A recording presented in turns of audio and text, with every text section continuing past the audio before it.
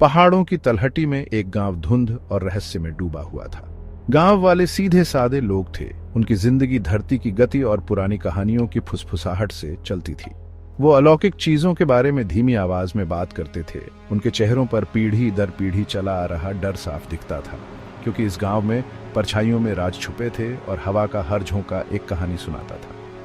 एक कहानी जो बात करने से ज्यादा फुसफुसाई जाती थी, वो थी पहाड़ी पर बनी उस भूतिया हवेली की।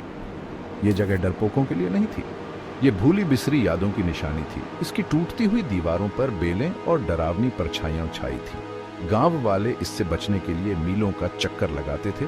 पास से गुजरते हुए उनके कदम तेज हो जाते थे। उनमें से सबसे बहादुर भी अंधेरे के बाद इसका नाम लेने की हिम्मत नहीं करते थे। भूतिया हवेली एक टूटती हुई इमारत से बढ़कर डर का प्रतीक थी, उनके सबसे गहरे डर का एक साकार रूप।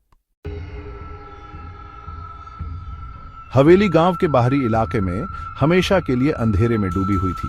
इसका कभी भव्य रहा रूप अब टूटा हुआ और पुराना था। रेंगती हुई बेलों ने इसे ढंक लिया था, जो जिंदा चीजों की तरह लगती थीं।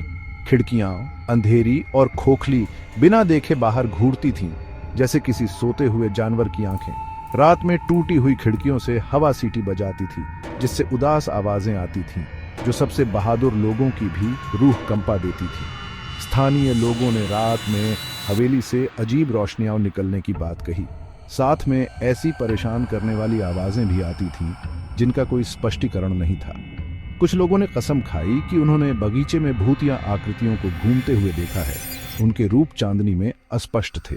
ठंडे स्थानों और आत्माओं की आवाजों की फुसफुसाहट उन लोगों की रूह कंपा देती थी, जो पास आने की हिम्मत करते थे। हवेली एक ऐसा स्थान थी जहां डर साफ महसूस होता था, अलौकिक चीजों के लिए एक चुंबक। गांव में नया आया एक जवान लड़का रवि इन कहानियों पर हंसता था। वो इन्हें सिर्फ अंधविश्वास मानता था, ज्यादा सोचने का नतीजा।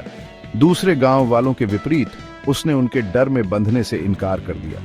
उसने दुनिया को साफ तार्किक नजरों से देखा और वो मानता था कि हर रहस्य का एक तार्किक स्पष्टीकरण होता है। एक शाम गांव के कुछ बच्चों ने रवि को हवेली के पास जाने का दम दिया।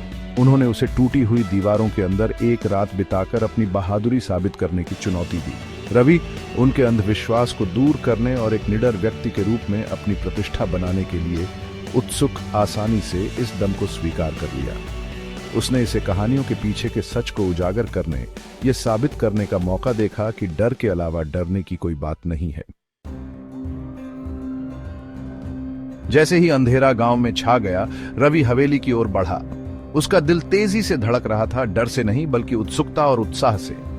उसने किरकिराता हुआ गेट खोला और उगे हुए रास्ते पर कदम रखा।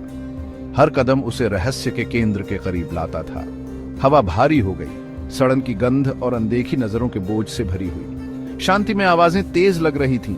पत्तों की हर सरसराहट, टहनी की हर आवाज उसकी रूह कंपा रही थी। हवेली उसके सामने मंडरा रही थी, अंधेरे आसमान के सामने एक खतरनाक साया। और फिर उसने इसे सुना।